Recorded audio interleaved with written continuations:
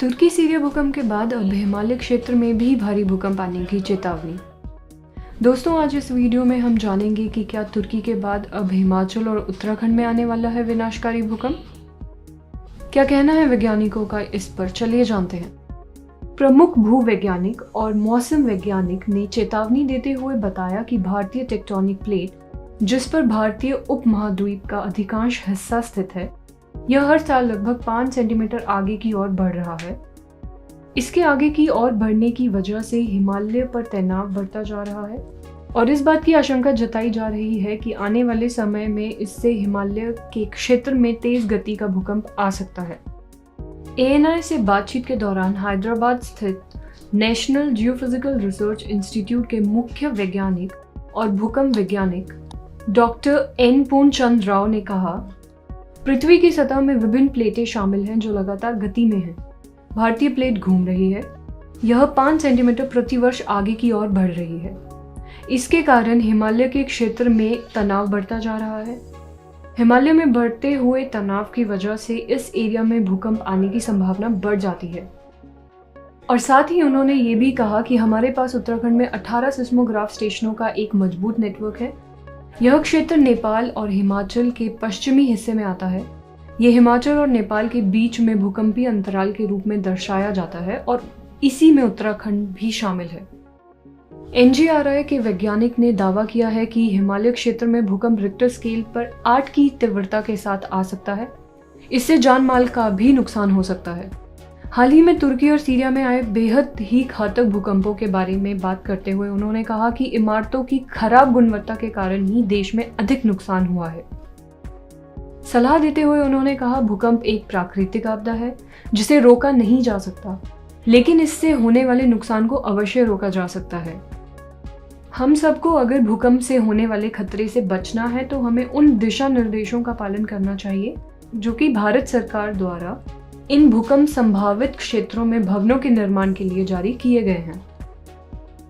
सोमवार 20 फरवरी 2023 को धर्मशाला, हिमाचल प्रदेश में 3.6 तीव्रता का भूकंप रात 10:38 पर आया था।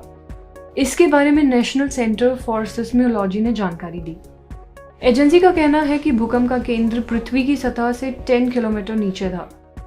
साथ ही हजारों की तादाद में लोग मारे भी गए। तुर्की में आए भूकंप को देखने के बाद कई विशेषज्ञों का यह मानना है कि अगर उचित एहतियात नहीं बरती गई तो ऐसा ही भूकंप भारत में भी आ सकता है, जिससे भारत में भारी नुकसान हो सकता है। तुर्की और सीरिया बैक टू बैक भूकंपों से प्रभावित हुआ। भूकंप के कारण दोनों ही देशों में बहुत विनाश हुआ। वहां भूकंप से मरने वालों की संख्या अब तक 50,000 के पार हो गई है और अभी भी कई लोगों के फंसे होने की आशंका है। बाकी और देशों की ही तरह भारत ने भी तुर्की के लिए मदद का हाथ बढ़ाया। भारत द्वारा तुर्की की मदद के लिए NDRF टीम भेजी गई। भारत की ओर से भेजी गई NDRF की टीम ने तुर्की में आए भूकंप प्रभावित कई इलाकों में राहत कार्य किया। भारत से मिली इस मदद के लिए तुर्की के लोग भारत का शुक्रिया करते हुए नजर आए। अब ऑपरेशन दोस्त को अंजाम देकर NDRF की एक टीम भारत वापस आ गई है। हिमालय क्षेत्र को भूकंप के लिहाज से बेहद ही संवेदनशील माना जाता है। शायद आपको पता होगा कि हिमालय क्षेत्र भूकंप को लेकर पहले से ही बेहद संवेदनशील रहा है। पिछले कुछ दिनों में हिमालय के क्षेत्रों में बहुत से छोटे छोटे भूकंप के झटके आए हैं। बेशक झटके काफी छोटे थे, लेकिन यह हमें चौकन्ना रहने के लिए संकेत दे रहे हैं। इन इलाकों की जमीन के अंदर कई चीजें ऐसी हो रही हैं जो आने वाले टाइम में किसी बड़े भूकंप का कारण बन सकती हैं। अजय पाल, जो कि Wadia institute of Himalayan geology के प्रमुख वैज्ञानिक हैं, उनका कहना है कि यूरेशियन और भारतीय प्लेट्स के टकराने से हिमालय क्षेत्र अस्तित्व में आया है। साथ ही वे कहते हैं कि यूरेशियन प्लेट्स के भारतीय प्लेट पर पड़ रहे दबाव के कारण भारी ऊर्जा निकलती है और यही ऊर्जा भूकंप के जरिए जमीन से निकलती है। हिमालय क्षेत्र में पहले भी कई बार आ चुके हैं बड़े भूकंप। चलिए जानते हैं हिमालय क्षेत्र में आए 4 बड़े भूकंप के बारे में जिन्होंने यहाँ काफी तबाही मचाई थी। अब तक पिछले 149 सालों में हिमालय क्षेत्र में लगभग 4 बड़े भूकंप आ चुके हैं। साल 1897 में शिलोंग में आया था भूकंप, 1905 में कांगड़ा का भूकंप जिसमें काफी नुकसान हुआ था, 1934 में बिहार नेपाल का भूकंप, और 1950 में असम का भूकंप शामिल है। इन भूकंपों के अलावा साल 1991 में उत्तरकाशी, 1999 में चमोली और 2015 में नेपाल में भी बड़ा भूकंप आया था। हिमालय क्षेत्र का सबसे बड़ा ग्लेशियर है गंगोत्री ग्लेशियर। वाडिया इंस्टीट्यूट ने कुछ दिन पहले ही रिसर्च करने के बाद कहा था कि हिमालय क्षेत्र के सबसे बड़े ग्लेशियर में से एक गंगोत्री ग्लेशियर है, जो कि पिछले 87 सालों में 1.7 किलोमीटर तक खिसक चुका है।